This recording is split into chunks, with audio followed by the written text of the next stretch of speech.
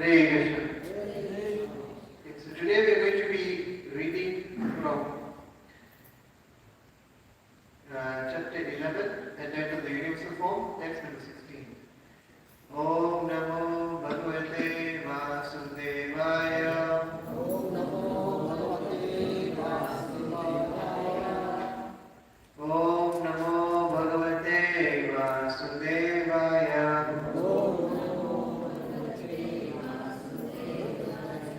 Om Namo Bhagavate Vasudevaya. Om Namo Bhagavate Vasudevaya. So, chapter 11, the universal form, text number 16. Aneka bahudara bhaktanekram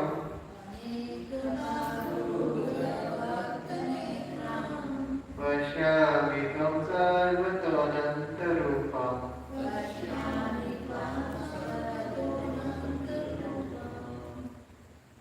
Nantam na madhyam na punastavadim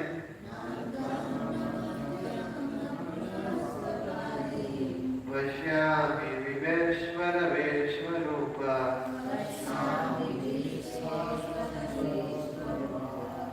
Aneka bahudaram dharabhaktra netram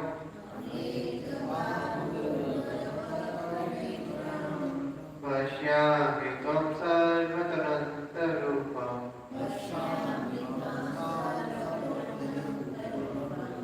Nantam na madhyam na punastavadim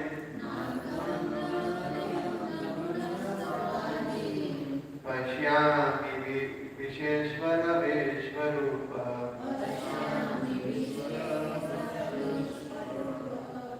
Aneka bahudara netram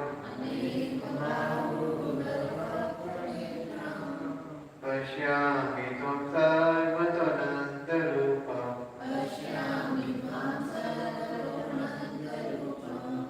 Nantam na madhyam na punastavadim Vashyami viveshvara veshvarupa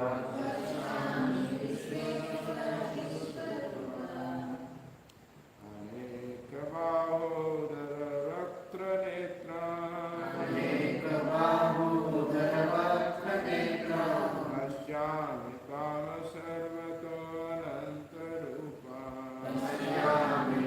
sarvatanantarupam Nantam na madhyam na punastavadim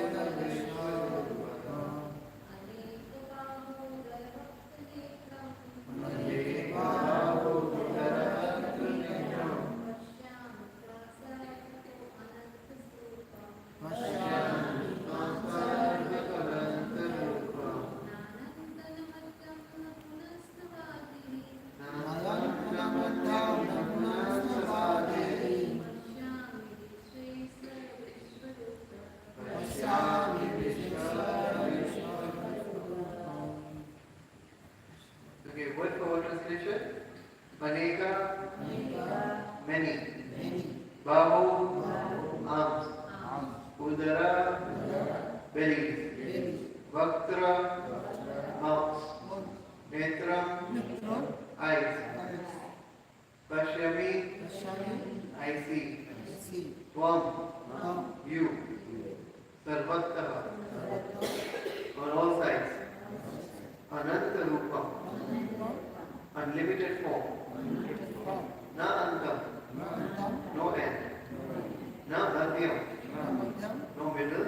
Namadhyam, Na Punaha, Napunaha, nor again. Tava, Nava, your.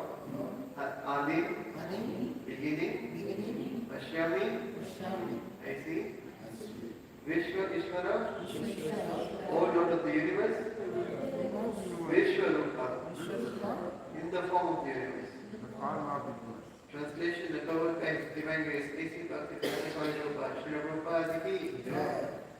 Translation: O Lord of the universe, O universal form, I see in your body many, many arms, bellies, mouths and eyes, expanded everywhere, without limit.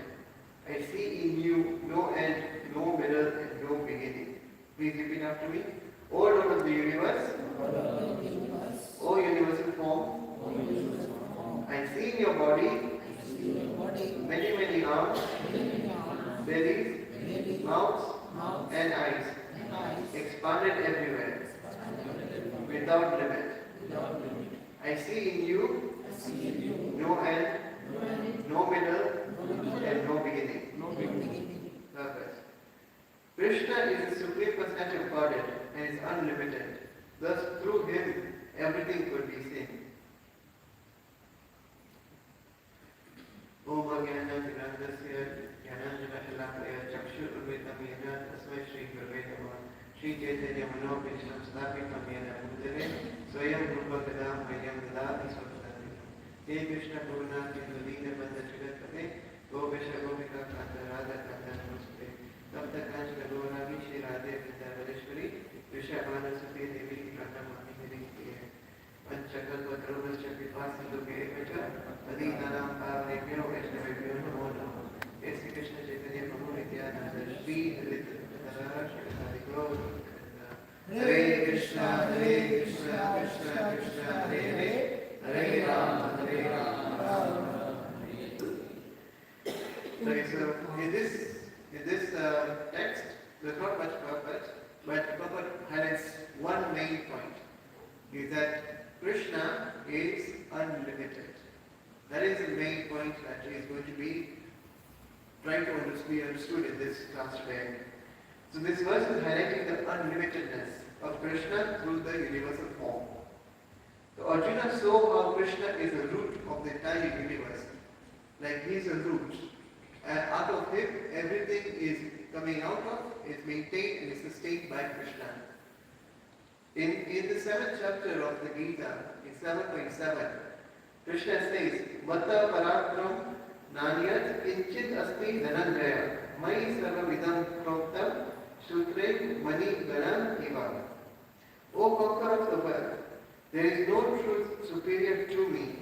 Everything rests upon me as pearls are strung on a thread. So we have got practical experience of this, that if you see a pearl necklace, you will see all the beads of the pearls. But what is holding all the pearls in place? It is a thread. But the thread is invisible. It's because it is hiding in between all the pearls. So you never see the thread.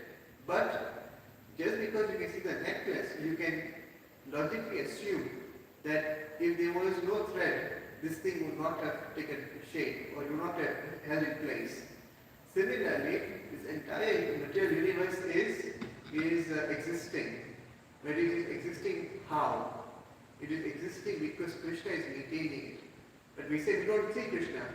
It's because Krishna is like an invisible thread. He is there, but you cannot see him with the material eyes. But he is keeping this entire universe in orbit, in sustenance, in maintenance. But we cannot see how he does it without material vision. So just like, say for example, you have a very huge tree. A huge tree has got many parts to it. There's a fruit, there's a flower, there are leaves, there's twigs, there's branches, then there's the entire trunk. But all these parts of the tree, they're getting the nutrients from where? They're getting the nutrients from the root. Now, how many of you can see the root? Like from a ground level, you will not be able to see the roots because the roots are invisible to you. They are growing underground. But it is the source of this entire tree. If the roots are not there, this whole tree will not be able to sustain itself. But just because you cannot see the roots, it does not mean that the roots are not existing. Because the roots are the ones that provide all the nutrients and nourishment and maintaining the entire tree. So, this is how Krishna also uses this example in the 15th chapter of the Gita. In the 15th chapter of the Gita, Krishna describes this entire material universe to be like an inverted, imaginable banyan tree. So in the 15th chapter, Krishna describes the entire material world or universe as an upside down imaginary banyan tree. And in texts 3 and 4, Krishna says, no one can understand where it ends, where it begins, or where its foundation is. So what do we understand this? Even if you go a bit further in the 15th chapter, we will understand that this type of tree only exists where? On the bank of a river, where there is the reflection of an actual tree. If there's an actual tree and then you see it on the bank of on the water surface, then you see that tree is reflected, where you have the branches downwards and the root upwards. So Krishna says that no one understands where the roots of this material tree come from, but we do know where the roots come from. The roots come from Krishna. This entire material universe and its creation is explained in the Shriman Bhagavatam in the first canto and also in other cantos, but mainly in the first canto. We have the entire creation given in that first canto. So what does the first canto say? How did this universe come about? So it starts with the first Purusha avatar. There are 3 Purusha avatars, out of which the first Purusha avatar, is known as Mahavishnu. Now Mahavishnu, he breathes in and out. And when he breathes out, unlimited amount of universes are created. And whenever he breathes in, unlimited amount of universes are annihilated. So in just one single breath of Mahavishnu, the entire universes are created and annihilated. And then what happens when he breathes out? So when Mahavishnu breathes out, then so many universes are created. And then what happens is that Mahavishnu then expands as Garbhodaksha Vishnu, and as Garbhodaksha Vishnu, he enters into each and every universe. He enters into each and every universe, and when he is there, then what happens? From Garbhodaksha Vishnu's navel, sprouts a lotus flower. And on the lotus flower, at the top of the lotus flower, is where Brahmaji is born. The first living entity in the universe is Brahmaji. And from Brahmaji, he does a secondary creation. And once Brahmaji has done a secondary creation, Garbhodaksha Vishnu then enters into the entire creation, into every atom of the creation as Kshirodaksha Vishnu. So in every single atom that we see, anything we see, there is Kshirodaksha Vishnu present. And if he was not there, then nothing will be able to sustain it. Nothing will be able to follow any physical laws or any mechanical laws or any scientific laws that are existing, are only existing because Krishna as Kshirodaksha Vishnu is part of each and every atom. So that is how we have the entire understanding of how this material world was created in a very brief summary.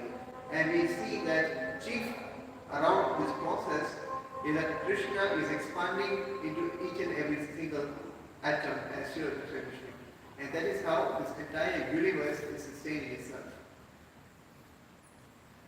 Then we move into a bit of a few stories and a few prayers that have been recited and have been documented in various scriptures that highlight Krishna's unlimitedness.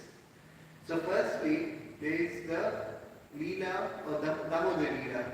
So mostly everyone knows what Damodar Leela is, but briefly, Mother Yashoda tried to bind Krishna from breaking pots. But how can one bind the unlimited Bhagavan? Right? So Krishna appeared limited. He was in a baby form. He appeared in a limited form. And then he was to be tied to a wooden mortar. The wooden mortar is also in a limited form. And he was to be tied with ropes. And the ropes are certainly limited. But Yashoda Maya tried to tie Krishna. But every time she tried, the rope was coming a bit short. And no matter how much more rope she would add to the existing rope, it will still always be a bit short, like 2 fingers short. But still, it will never really come together to bind Krishna. So, how could Yashoda Maya try to bind something that is unlimited? That is what was being highlighted in this pastime. It was only until Yashoda Maya gave up and Krishna himself took it upon himself to bind him, then only was he able to be bound. Otherwise, he would not have been bound by anyone else. He bound himself up. It's not possible for anyone to bind him. That is indicating to his unlimitedness. Second was when Yashoda Maya could see the entire universe in Krishna's mouth. So one time, Krishna had eaten some dirt of Rajmuli. And all the Gopas, they started complaining to Yashoda Maya that this is what Krishna has done. So then Yashoda Maya went to Krishna and says, don't eat dirt, remove it from your mouth. And so when she tried to remove the open Krishna's mouth, to remove the dirt, what she saw inside the mouth of Krishna was astonishing. She saw the entire universe, the universal form in Krishna's mouth. And she became quite astonished, and it made her start surrendering herself. Because she could not believe that, is this a trick of Maya? Is it a trick of something else? I'm just going to, all I know is that I have to surrender to Bhagavan. But of course Krishna did not want that. He wanted the parental loving exchange of Yashoda Maya. So again, by his internal Yogmaya Shakti, he kind of cleansed Yashoda Maya's memory, and again she started having motherly affections for Krishna. So this just goes to show that the universal form, although it is very opulent, although it is very unlimited and it is astonishing, it is in a ras which is a bit lower ras. The astonishment ras is not a ras in which you can have intimate connection with Krishna. And what Krishna wants is he wants affection, he wants loving relationships. And that is only possible in his Shyam Sundar form or in his human-like form. So, the personality feature of God, the personality of God feature is the highest feature of the absolute truth and is more superior than that of the opulent and unlimited universal form of the Lord. Even Lord Shiva, in his Rudra Geet, he prays that, my dear Lord, I wish to see you exactly in the form that your very devotees worship. You have many other forms, but I wish to see your form that is especially liked by the devotees. Please be merciful upon me and show me that form, for only the form worshipped by the devotees can perfectly satisfy all the demands of the senses. So, yes, Krishna has shown this universal form, but devotees are not very much interested in looking at this form, because in this form there is no sort of loving relationship that is going to be able to be developed. It is only a relationship of astonishment and awe and sometimes fear. There is no higher principle of love in that. So that is why devotees are much more favorable to the form, the personality of Godhead form, where he is there in his Shamsudarup with his flute and his mukut and dancing and playing and having so much fun with all his devotees. So that is a type of form that devotees like to see and worship, because that enables loving relationships. Furthermore, in the Rudra Gita, Lord Shiva continues to describe the unlimited position of Krishna. He says, "My dear Lord, the impersonal Brahman spreads everywhere, like the sunshine or the sky. And that impersonal Brahman, which spreads throughout the universe, and in which the entire universe is manifested, is you."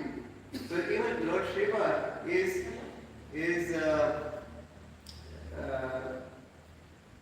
kind of establishing the fact that Krishna has an unlimited universal form. But as he said earlier, that he wants to see and worship the form that the devotees worship, because that is much, much higher than the universal form.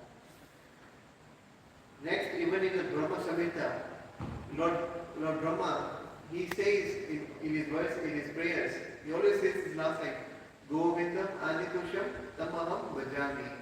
So he addresses Krishna as Govinda Adi Purusham. Adi Purusham means what?